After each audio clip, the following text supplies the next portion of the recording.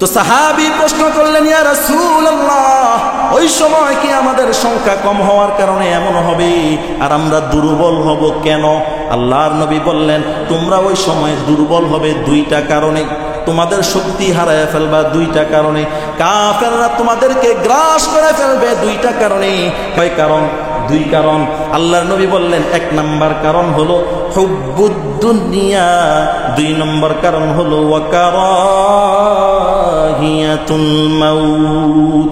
আল্লাহর নবী বললেন, এক নম্বর কারণ হলো ওই সময় মুসলমানরা দুনিয়া নিয়ে ব্যস্ত হয়ে যাবে, দুনিয়া নিয়ে এমনভাবে ব্যস্ত হবে তারা মনে করবে আমার আবাসস্থল দুনিয়া, আমার চিরস্থায়ী ঠিকানা দুনিয়া, আমি সব সময় থাকবো এই দুনিয়ায়, আমার জায়গা হলো দুনিয়া, আমার সারা জীবন বাঁচবো দুনিয়ায়, এখানেই কামাই রুজি সব করো, এখানেই ইনকাম সব কিছু, এখানেই ইনভেস্ট করো, এখানেই বিল্ডিং বানাও, এখানেই তোমার ভবন বানাও, এখানেই তুমি সব কিছু আনন্দ করার মতো সব এখানেই করো, আমোদ প্রমোদ করো, তোমার জীবনটাকে উপভোগ করো, সব কিছু এখানেই করে যাও। দুনিয়া দুনিয়া দুনিয়া নিয়ে যখন আমার উম্মতরা ব্যস্ত হয়ে যাবে, ওই সময় আল্লাহ রাব্বুল আলামিন তাদেরকে লাঞ্ছিত করার জন্য কাফেরদের ভোগের বস্তু বানায়া দিবে। আর দুই নম্বর ওয়াকারাহিয়াতুল মাউত, আল্লাহর নবী বললেন দুই নম্বর তখন মুসলমানদের সমস্যা হবে, দুই নম্বর সমস্যা হলো তারা মৃত্যুকে ঘৃণা করবে, অপছন্দ করবে, মরতে চাবে না। মরণের কথা কইলে এই তোমার তো এদিক কইস না, এদিক কইস না, কয় না আমাদের মুরব্বীরা অনেক সময়, মা চাচিরা কি কয়, কারে আপনি মরতেন না, কারে কি করছেন, মানে মরণটা কি এটা পাওয়া ভালো না। অথচ রাসূল বললেন, নাকসিরু যিকরাহা বিমিল্লাতিল মাউত, ও দুনিয়ার মানুষ তোমরা এমন মৃত্যুর কথা বেশি বেশি স্মরণ করো যেই মৃত্যু তোমাদের জীবনের স্বাদ নষ্ট কইরা দেয়, যেই মৃত্যু তোমাদের জীবনের স্বাদ আল্লাহকে একবারে শেষ কইরা দেয়, এমন মৃত্যুর কথা তোমরা বেশি বেশি স্মরণ করো। রাসূল কয় মৃত্যুর কথা স্মরণ করো, আমরা কই এরি কইস না, এরি বলো না। রাসূল বলেন, তুহফাতুল মুমিনিল মাউত, ইমানদারের জন্য মৃত্যু হলো হাদিয়া স্বরূপ। আচ্ছা, হাদিয়া কেউ দিলে খুশি না বেজার? সবাই খুশি মনে দেয়, খুশি মনে নেয়। রাসূল বলে মৃত্যু হলো তোমাদের জন্য হাদিয়া, ওই মৃত্যু আসলে তো আমাদের খুশি হওয়া উচিত। ইমানদার খুশি হবে, কারণ সে জানে আমার মৃত্যুর পরে আল্লাহ 10 দুনিয়ার সমান জান্নাত আমার জন্য রেডি করে রাখছেন। সুবহানাল্লাহ। ونتوكل عليه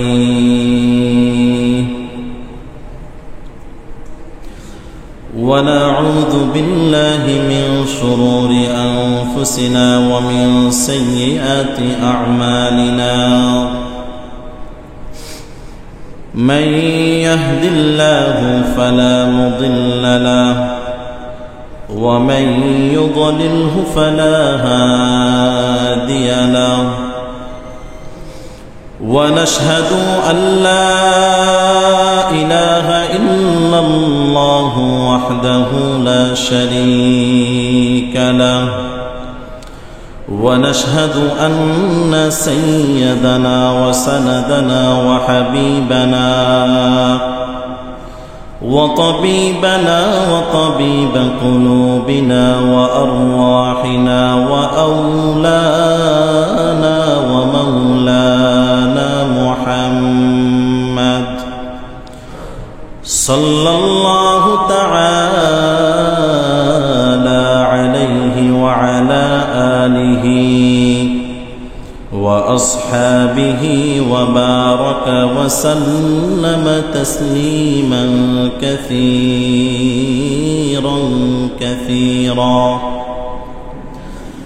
أما بعد فقد قال الله تبارك وتعالى في كلامه المجيد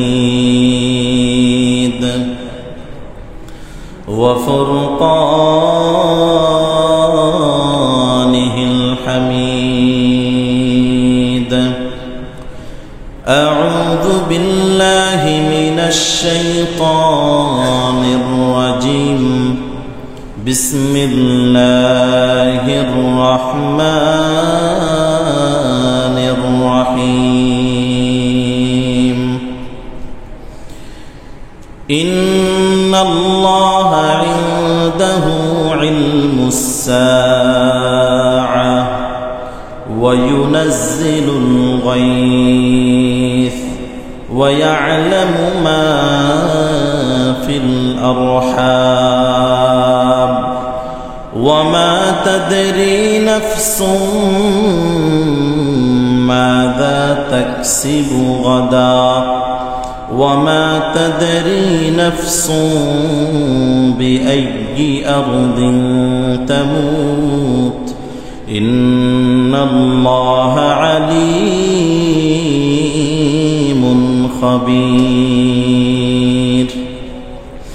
وقال رسول الله صلى الله عليه وسلم يوشك الأمم أن تداعى عليكم كما تداعى الأكلة إلى قصعتها فقال قائل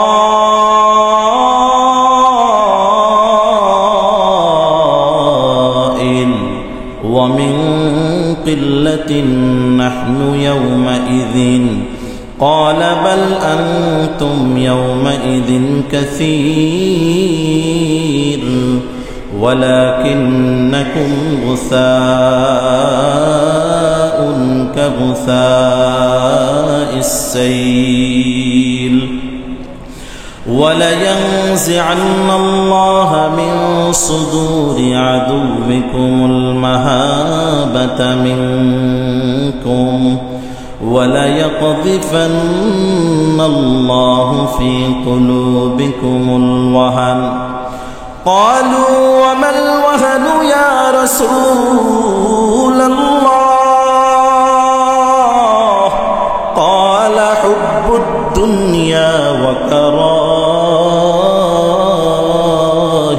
الموت أو كما قال النبي عليه الصلاة والسلام. صدق الله العلي العظيم وصدق رسوله النبي الكريم ونحن على ذلك من الشاهدين والشاكرين والحمد لله رب العالمين.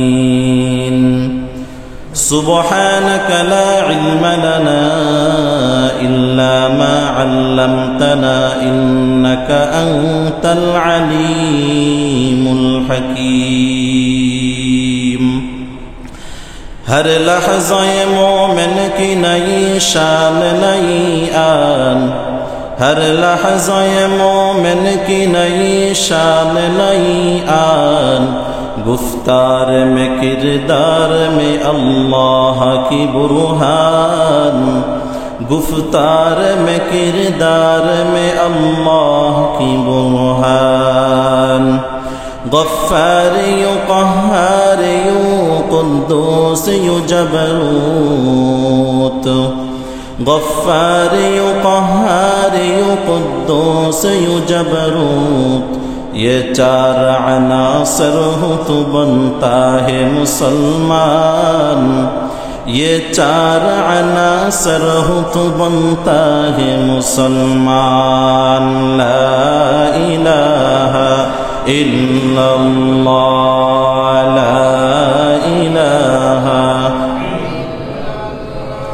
ओ ला इलाहा इल्लल्लाह ला इलाहा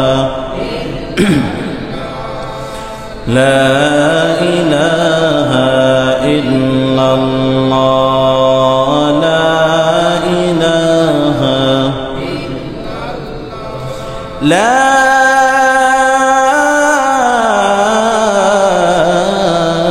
इलाहा इल्लल्लाह मुहम्मदुर रसूलुल्लाह सल्लल्लाहु अलैहि वसल्लम। اللهم صل على محمد وعلى آل محمد كما صليت على إبراهيم وعلى آل إبراهيم إنك حميد مجيد اللهم بارك على محمد وعلى آل محمد كما باركت على إبراهيم وعلى آل إبراهيم إنك حميد مجيد الحمد لله আল্লাহ সুবহানাহু ওয়া তাআলার দরবারে অসংখ্য অগণিত শুকরিয়া যে মহান রব্বুল আলামিন আমাদেরকে আজকে জুমার দিন সুস্থতার সাথে ঈমান ও আমলের সাথে আল্লাহ রব্বুল আলামিনের ডাকে সাড়া দিয়ে জুমার নামাজ আদায়ের জন্য মসজিদে আসার তৌফিক দান করছেন, তাই সকলেই বলি আলহামদুলিল্লাহ। বলি যে হিন্দু মুসলিম ভাই ভাই, কাফের মুসলমান সবাই একসাথে চলবো, একসাথে খাবো, কোনো মারামারি নাই, হিংসা নাই, বিদ্বেষ নাই। হ্যাঁ, সবাই রেশারেশি বাদ দিয়ে মুসলমান হয়ে আমরা ভাই ভাইয়ের মতো পরিচয় হয়ে সবাই সমাজে বসবাস করব। কিন্তু আল্লাহ কি বলেন? এটা তো আমার উক্তি, আমার দাবি, কিন্তু আল্লাহর দাবি কি? ইসলামের দাবি কি? আল্লাহ কোরআনের মধ্যে বলেন, লাতাজিদান্না আশাদ্দান নাসি আদাওয়াতান লিল্লাযীনা আমানুল ইয়াহুদা ওয়াল্লাযীনা আশরাকু। আল্লাহ তাআলা বলেন, পৃথিবীর মধ্যে মানুষের মধ্যে তোমরা পৃথিবীতে মুসলমানদের জন্য সবচেয়ে কঠিন শত্রু হিসাবে তোমরা দুইটা শ্রেণীকে পাইবা। কয় শ্রেণীর মানুষ? দুই শ্রেণীর মানুষ। কঠিন শত্রু হিসাবে তোমরা পৃথিবীতে দুই শ্রেণীর মানুষকে পাইবা। এক শ্রেণীর মানুষের নাম হলো ইয়াহুদি, দুই নম্বর শ্রেণীর মানুষের নাম হলো মুশরিক। মুশরিক কারা? মুশরিক হলো যারা মূর্তি পূজা করে, আল্লাহর সাথে শিরিক করে। আল্লাহর সাথে কাউকে শরিক করলে তার নাম হয় মুশরিক। আল্লাহ তাআলা বললেন, পৃথিবীতে মুসলমানদের জন্য সবচেয়ে বড় প্রধান শত্রু হলো দুইটা। এক নম্বর শত্রুর নাম হলো ইয়াহুদি, তারা হলো বর্তমান ইসরায়েলে যারা আছে, ঠিক কিনা বলেন? দুই নম্বর শত্রুর নাম হলো মুশরিক, আর মুশরিক হলো যারা মূর্তি পূজা করা সহ আরো বিভিন্ন পূজা করে, আল্লাহর সাথে আরেকজনকে খোদা মানে, তার সামনেও মাথা ঝুঁকায়, তাকে বলে মুশরিক। আর আমরা বর্তমানে মুশরিক হিসাবে বর্তমানে প্রথম যাদেরকে চিনি তারা হলো হিন্দু, ঠিক কিনা? আল্লাহ বললেন তারা আমাদের শত্রু, শুধু শত্রু না, প্রধান শত্রু। আর আমরা বলি আমরা সবাই ভাই ভাই। বলেন আমরা বলি কি? আমরা সবাই ভাই ভাই, একসাথে চলবো। বলেন আল্লাহর সাথে কি আমার উক্তির মিল আছে? কোনো মিল নেই। ভাইয়ের সাথে ভাইয়ের সম্পর্ক ভালো থাকে, ভাইয়ের সাথে ভাই সারা জীবন একসাথে থাকবে, লেনদেন করবে। আল্লাহ বললেন আল মুসলিমু, রসুল বলেন আল মুসলিমু আখুল মুসলিম, তোমার ভাই হলো মুসলমান। আল্লাহ কোরআনের মধ্যে বলতেছেন ইন্নামাল মুমিনুনা ইখওয়া, ইমানদার হলো তোমার ভাই। কিন্তু কোথাও তো বলা নাই অন্য বিধর্মী, ইসলাম ছাড়া অন্যান্য ধর্মাবলম্বীরা তোমার ভাই, এই কথা তো কোথাও নেই, আমরা বানাইছি।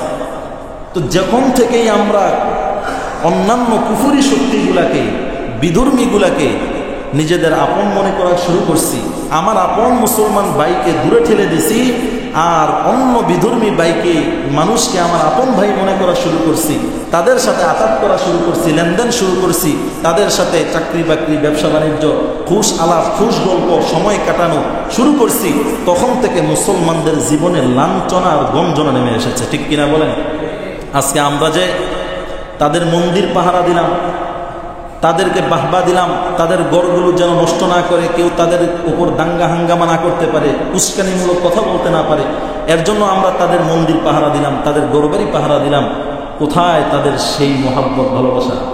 আজকে তারা যে আমাদের মসজিদগুলো ভাঙলো, দোষ কি? আমরা মুসলমান, তারা হিন্দু। আমি ভাই পরিচয় দেই, তারা তো আপনাকে ভাই পরিচয় দেয় না, তারা তো আপনাকে আপন মনে করে না। তারা তো আমাকে আপনাকে তাদের বন্ধু মনে করে না। আমরা যদিও তাদেরকে বন্ধু মনে করি, কিন্তু তারা জানে মুসলমান আমাদের চিরশত্রু, তারা কখনো বন্ধু হতে পারে না। ঠিক কিনা বলেন? এই জন্য তারা আমাদের চিরশত্রুতার মতো সারা জীবন আমাদের পিছনে যুগের মতো লেগে থাকবে, সুযোগ পেলেই তারা হত্যা করে ফেলবে। এটাই তাদের ইতিহাস থেকে শিক্ষা। আমরা যেটা পাইছি এটা আমরা এখন দেখতেছি বর্তমানে। আমাদের চিন্তা চেতনা দাবি মিথ্যা হতে পারে, কিন্তু আল্লাহর কথা কখনো মিথ্যা হতে পারে। আল্লাহ বললেন তারা তোমাদের প্রধান শত্রু। এই জন্য আমাদের খুব হুঁশিয়ার হতে হবে। আমরা মুসলমানরা আজকে শুধু ভালোবাসা, ভালো লাগা কিছু জিনিস নিয়ে আমরা পড়ে আছি। আমি খাই, আমি বাঁচি, আমি চলি, আমার মতো করে আমি সাজাই, আমার দুনিয়া আমি গঠন করি, বাস এগুলো নিয়ে আত্মতৃপ্তিতে আমরা ভুগতেছি।